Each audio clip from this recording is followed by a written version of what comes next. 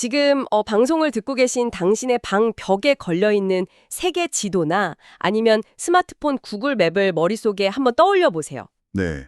아마 북쪽에는 그 거대한 그린란드가 떡하니 자리 잡고 있고 그 아래쪽으로 아프리카 대륙이 보이실 겁니다. 그렇죠. 그리고 대충 눈대중으로 보면 두 대륙 크기가 되게 엇비슷해 보일 텐데요. 근데 그거 아시나요? 그건 완벽한 거짓말입니다. 아, 완벽한 거짓말이죠. 사실 실제로는 아프리카가 그린란드보다 무려 14배나 더 큽니다. 와, 14배요?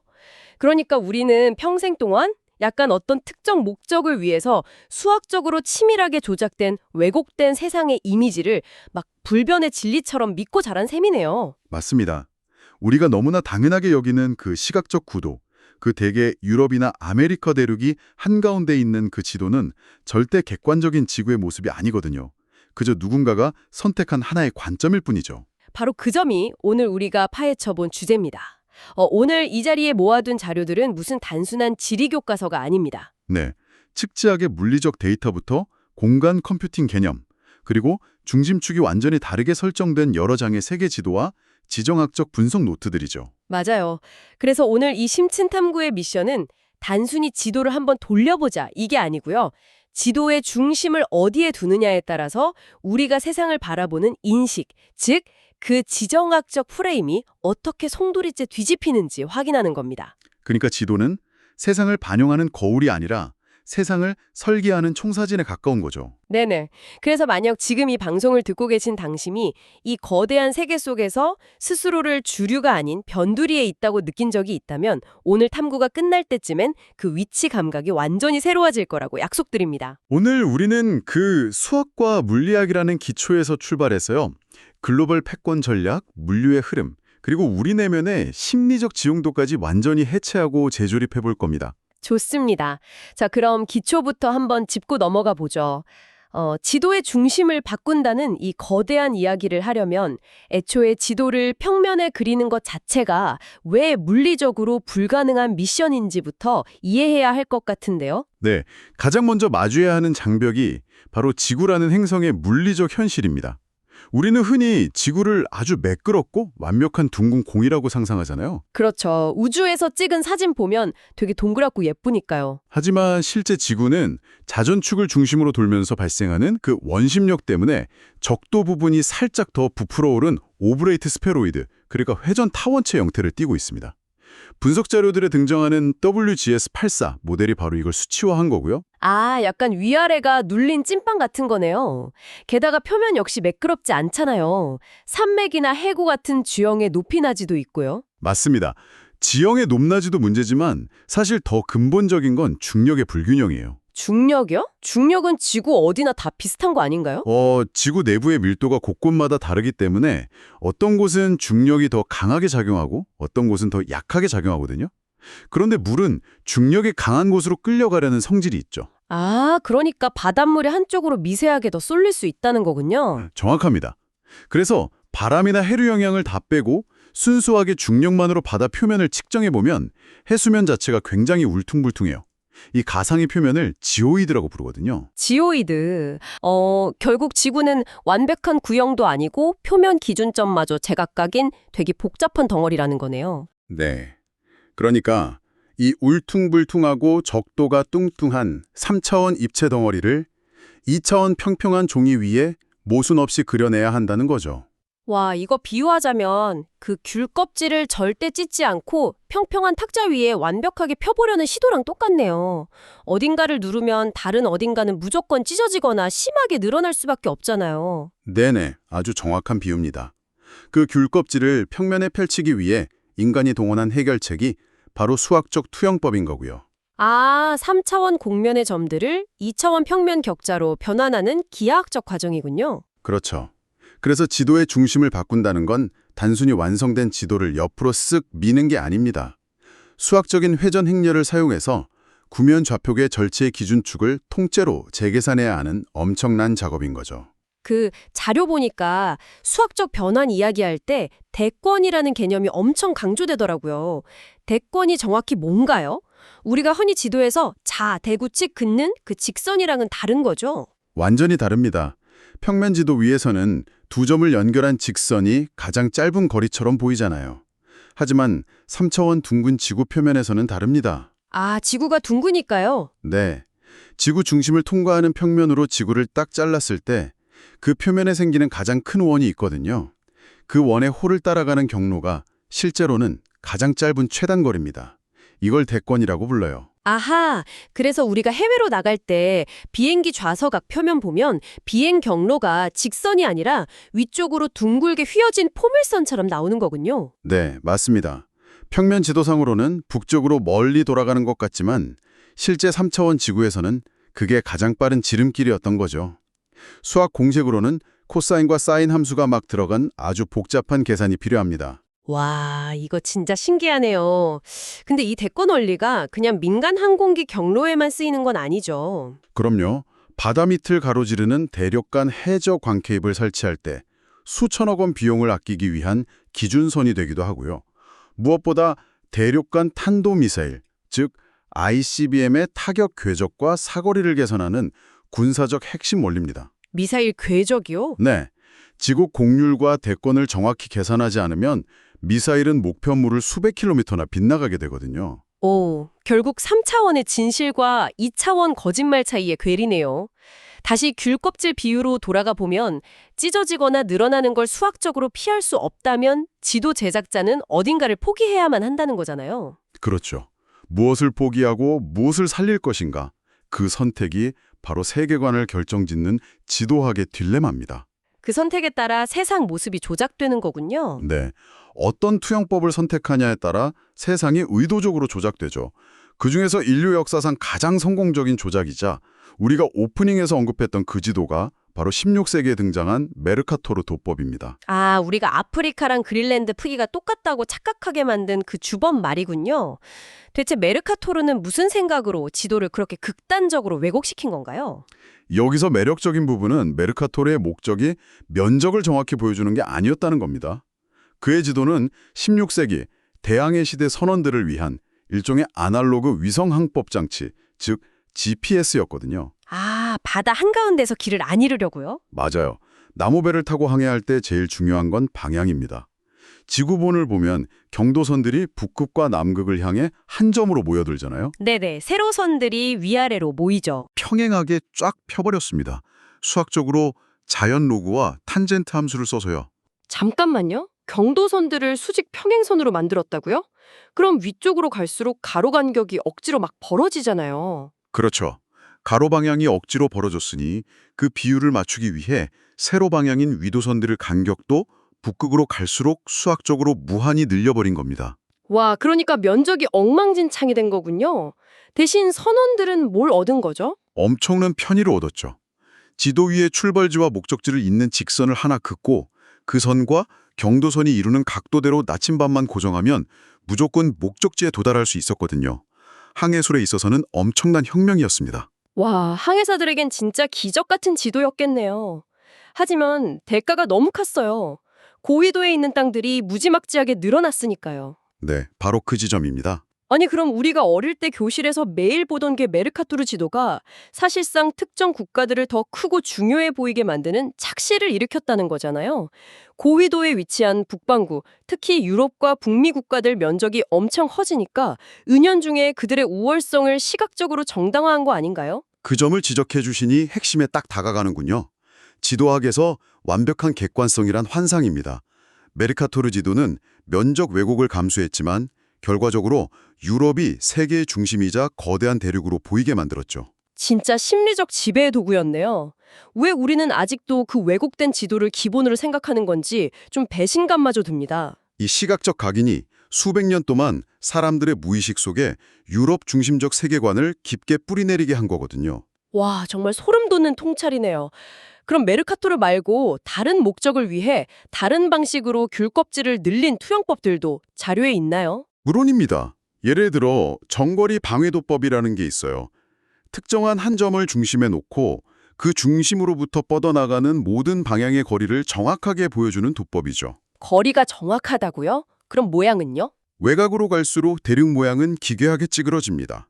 하지만 한 지점에서 다른 지점까지의 직선 거리는 완벽하게 정확하죠. 아, 목적이 확실하네요. 네, 유엔 깃발에 그려진 지도가 바로 이 방식인데 어느 국가 하나를 거대하게 보이지 않게 하려는 의도가 담겨 있어요.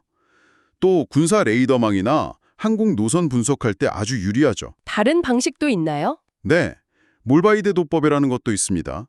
이건 대륙 모양을 조금 타원형으로 일그러뜨리더라도 면적만큼은 실제 비율과 완벽하게 똑같이 보존해요. 인구 밀도 분포나 기후 변화를 보여줄 때는 면적의 진실성이 중요하니까요. 아, 지구본을 여러 조각으로 쪼개서 바다 연결성을 보여주는 고어 분할 지도라는 것도 자료에 있던데 결국 완벽한 지도는 없고 목적에 따라 세상을 완전히 다르게 빚어내는 거군요. 정확합니다. 그래서 이제 본격적으로 오늘의 하이라이트로 넘어가 볼까 합니다. 네, 드디어 본론이네요. 특정 국가나 지역으로 이 좌표의 중심축을 이동시켰을 때 세상의 지정학적 지형도가 어떻게 요동치는지 살펴보는 거죠. 맞습니다. 중심 경도를 바꿨을 때 나타나는 극적인 변화죠. 먼저 익숙한 것부터 시작해보죠. 서경 100도, 미국의 한가운데로 세계 지도의 중심을 옮겨보겠습니다. 당신의 눈앞에 어떤 그림이 펼쳐지나요? 글쎄요. 일단 미국 본토가 한가운데 떡하니 있고요. 그 양옆으로 거대한 물웅덩이 두 개가 보이네요. 오른쪽엔 대서양, 왼쪽엔 태평양. 아시아랑 유럽은 지도의 양쪽 끝 가장자리로 완전히 밀려나서 잘려 있습니다. 바로 그겁니다. 미국 중심의 지도를 보면 왜 미국이 지난 한 세기 동안 압도적인 해양 패권국으로 군림할 수 있었는지 시각적으로 단번에 납득이 갑니다. 아, 바다가 미국을 감싸고 있는 형태군요. 네, 대서양과 태평양이라는 그 거대한 양대 대양은 외부의 적이 절대 쉽게 건널 수 없는 천연의 해자, 즉 거대한 방어벽 역할을 합니다. 방어벽이면서 동시에 밖으로 뻗어나가는 길도 되겠네요. 그렇죠. 이 두 대양을 통제할 수 있는 강력한 해군력만 유지한다면 전 세계 어디로든 병력과 물자를 보낼 수 있는 거대한 고속도로이기도 하니까요. 미국은 말 그대로 완박한 섬이자 요새인 거죠. 정말 흥미로워지는 부분은 바로 여기입니다. 이거 관점을 한번 딱 뒤집어 보죠. 만약 제가 미국의 경쟁국인 중국의 지도자라면 미국을 둘러싼 저 거대한 대양들이 방패가 아니라 우리를 가두고 있는 숨막히는 벽처럼 느껴질 것 같거든요. 아주 예리한 통찰입니다. 그래서 지도의 중심을 동경 105도, 즉 중국 베이징 인근으로 딱 이동시켜 봐야 합니다. 중심을 중국으로 놓는 순간 미국의 그 해양 고속도로는 무의미해지거든요. 그럼 뭐가 보이죠? 지도의 정중앙을 가득 채우는 건 중국부터 중앙아시아, 중동, 그리고 적극 유럽까지 하나로 뚜렷하게 이어지는 거대한 유라시아 대륙입니다. 와, 완전히 육지 중심의 세상으로 변하네요. 네, 중국이 왜 태평양으로 나가는 대신 내륙을 관통하는 1대1로 전략에 천문학적인 돈과 외교력을 쏟아붓고 있는지 이 중국 중심 지도 위에 그 야심이 아주 투명하게 드러납니다. 아, 바다를 장악한 미국의 포위망을 피해서 육로로 유라시아 전체를 묶어버리겠다는 거군요. 맞아요. 고속철도와 파이프라인으로 대륙 전체를 하나의 경제권으로 묶는 내륙 중심 전략이죠. 그들에게 바다는 박혀있는 장벽이지만 대륙은 열려있는 활로인 겁니다. 이건 마치 영화 주인공 시점을 바꾸는 것과 같네요. 양국의 전략이 충돌하는 이유가 지도 한 장으로 선명하게 보입니다. 여기서 좌우 이념을 떠나서 이런 지정학적 관점의 차이를 객관적으로 보는 게 정말 중요한 것 같아요. 네, 오늘 저희는 특정 국가의 전략을 옹호하는 게 아니라 지도가 보여주는 구조적 현실을 그대로 분석하는 거니까요. 네네. 자, 그럼 이번엔 이 북반구의 강대국들이 치열하게 싸우는 무대를 아예 확 벗어나 보면 어떨까요? 서경 48도 남미의 브라질로 중심을 쑥 내려보죠. 남대서양이 세상의 중심이 되는 순간입니다. 브라질을 중심에 딱 두면요. 아프리카 대륙과 남미 대륙이 마치 원래 한 덩어리였던 퍼즐 조각처럼 놀라울 정도로 가깝게 마주보고 있습니다. 진짜 남미랑 아프리카가 쑥 들어맞잖아요. 그럼 북반구 강대국들은 어떻게 보이나요? 방금 전까지 세계 주역이었던 미국, 유럽, 중국 같은 강대국들은 지도의 위쪽 맨 가장자리로 납작하게 찌그러져서 밀려납니다. 아, 완전 주변부가 되어버리네요. 그렇죠. 북반구의 구조적인 힘이나 영향력이 아주 멀고 약하게 느껴져요. 이른바 글로벌 사우스 국가들이 왜 자신들만의 새로운 경제 블록을 형성하려 하는지, 그들만의 연대감이 지리적 인접성에서 어떻게 나오는지 시각적으로 바로 이해가 되는 구도입니다. 남반구 시선에서는 북반구의 패권 전쟁이 그저 먼 북쪽 나라들의 이야기일 수 있겠네요. 와, 이야기 나온 김에 완전히 극단으로 가볼까요? 가장자리로 밀려났다는 그 북쪽의 끝, 북위 90도, 북극을 아예 정중앙에 놓고 내려다보면 어떻게 됩니까? 아까 말한 정거리 방위도법 같은 걸 써서요. 북극 중심 지도. 그것이 바로 21세기 지정학에 숨겨진 하이라이트입니다. 북극을 중심에 놓고 세상을 위에서 내려다보면 우리가 알던 기존의 동서 개념이 완전히 무너집니다. 동서가 무너진다고요? 네, 러시아의 거대한 북부 해안선, 캐나다, 알래스카를 품은 미국, 그리고 북유럽 국가들이 북극해라는 바다를 가운데 두고 동그랗게 원탁회의를 하듯 모여있는 형태가 되거든요. 원탁회의요? 보통 지도를 보면 북극은 지도의 맨 위쪽 테두리를 따라서 일직선으로 쫙 늘어나 있는 그냥 얼어붙은 불모지잖아요. 그게 바로 아까 말한 메르카토르 지도가 심어준 가장 큰 착시입니다. 실제로는 이 강대국들이 북극해를 지중해처럼 공유하고 있어요. 와, 둥글게 모여 앉아 있는 거군요. 네, 게다가 지구온난화로 북극 빙하가 녹으면서 이 바다가 열리고 있잖아요. 아시아에서 유럽으로 가는 해상 운송 거리를 획기적으로 줄여주는 북극 항로가 생기는 거죠. 거기다 그 밑에 묻혀있는 미개발 자원들도 엄청나다고 들었어요. 맞습니다. 왜 강대국들이 쇠빙선을 막 건조하고 북극에 군사기지를 세우면서 소리 없는 전쟁을 벌이고 있는지 이 북극 중심 지도를 보면 너무나 직관적으로 이해가 됩니다. 21세기의 새로운 지중해가 열리고 있는 겁니다. 머리가 멍해지네요. 한국을 조연이나 배경으로 두었던 헐리우드 영화에서 갑자기 북극이라는 새로운 무대가 보이고 주변 인물들 관계망이 만정이 새롭게 재편되는 거잖아요. 자, 그럼 이 거대한 흐름 속에서 우리가 있는 곳 한반도로 시야를 한번 좁혀보죠. 동영 127도로 중심을 맞추면 대한민국은 어떤 위치에 놓이게 됩니까? 우리는 늘 서양 지도에서 동쪽 맨 끝, 이른바 극동 지역에 매달려 있었잖아요.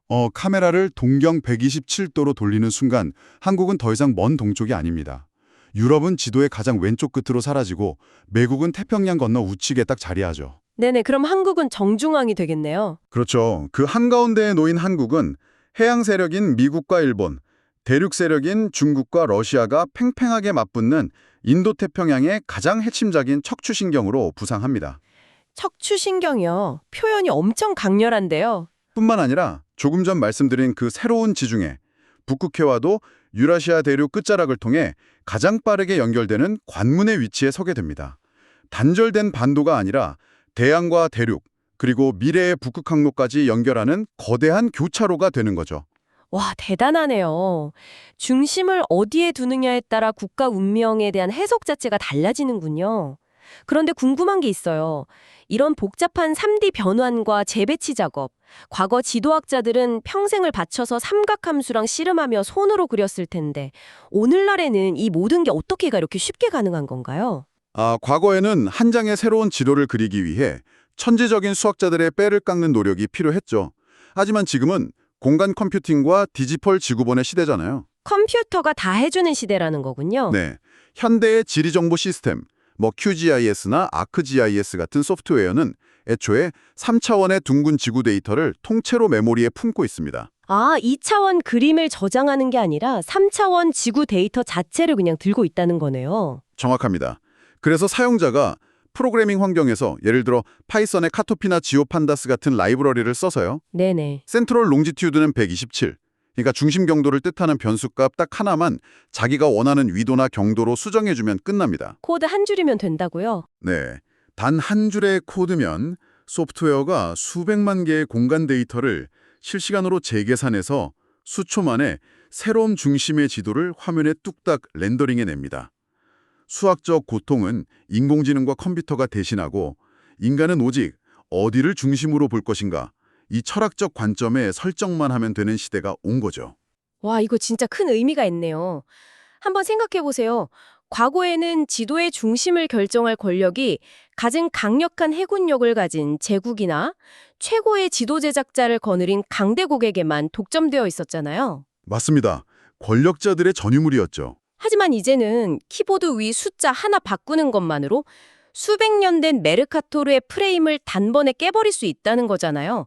이건 단순히 기술이 발전했다는 의미를 넘어서 우리가 세상을 바라보는 시각 자체가 민주화되었다는 뜻으로 들립니다. 아주 훌륭한 철학적 해석입니다. 이걸 더 큰 그림과 연결해보면 중심을 어디에 둘 것인가의 문제는 곧 세계관의 주도권을 누가 줄 것인가의 문제입니다. 세계관의 주도권이요? 네, 중심점의 선택은 그 국가가 펼쳐야 할 안보 전략, 물류의 흐름, 항공 네트워크, 심지어 국민들의 문화적 정체성과 외교 전략까지 결정짓는 세상에서 가장 강력하고 조용한 프레임 도구거든요. 누군가가 만들어 놓은 하나의 중심에 갇혀서 세상을 바라본다면 우리는 영원히 그들의 조연에 머물 수밖에 없겠네요. 그렇죠. 그래서 다양한 시각을 가질 필요가 있습니다. 자, 이제 오늘의 심층 탐구를 마무리할 시간입니다. 오늘 우리는 지도가 단순히 세상을 예쁘게 축소해 놓은 그림이 아니라는 사실을 깨달았습니다. 지도는 특정한 목적을 위해 수학적으로 왜곡을 선택한 결과물이자 세상을 어떻게 통제하고 해석할 것인가를 보여주는 전략적 무기였습니다. 네, 중심을 어디에 두느냐에 따라 머나먼 대륙에 있던 어제의 적이 코앞의 이웃으로 나타나기도 하고 단절되어 보이던 얼어붙은 바다가 새로운 생명선으로 돌변하기도 하니까요. 그렇습니다. 기술 발전으로 우리는 언제든 3차원 지구를 마음대로 돌려볼 수 있게 되었습니다. 하지만 소프트웨어가 중심을 쉽게 바꿔준다고 해서 우리의 사고방식까지 저절로 바뀌는 건 아니잖아요. 맞습니다. 바뀐 지도에서 새로운 기회를 찾아내고 전략을 다시 짜는 건 결국 새로운 관점을 수용할 준비가 된 인간의 몫이죠. 그래서 이 모든 게 지금 방송을 듣고 계신 당신에게 어떤 의미일까요?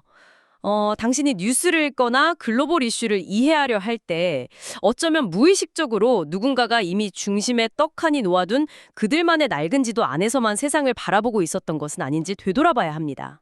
우리가 너무나 당연하다고 맹신했던 그 평면적인 시각 구도에 끊임없이 질문을 던지기 시작할 때 비로소 진짜 세상의 입체적이고 복잡한 관계망이 눈에 들어올 겁니다. 네, 마지막으로 당신에게 아주 도발적이고 흥미로운 질문을 하나 남기고 싶습니다. 오늘 밤 당신이 앉아있는 그 방구석 혹은 내일 아침 출근길 지하철 안 바로 그곳에 정확한 위도와 경도를 세상의 정중앙에 놓고 나만의 인생 지도를 새롭게 렌더링해 본다면 어떨까요? 오, 아주 신선한 접근이네요. 그렇죠. 당신이 도달하고 싶은 인생의 목표, 당신과 연결된 소중한 사람들의 네트워크, 당신이 활용할 수 있는 자원과 기회들이 배치된 모습이 기존의 상식과는 완전히 다르게 보이지 않을까요? 아마 훨씬 더 역동적으로 보일 겁니다. 중심을 바꾸면 닫혀있던 세계가 새롭게 열립니다. 당신이 서 있는 바로 그 위치가 곧 세상을 뒤집을 당신만의 새로운 전략이 될 수 있습니다.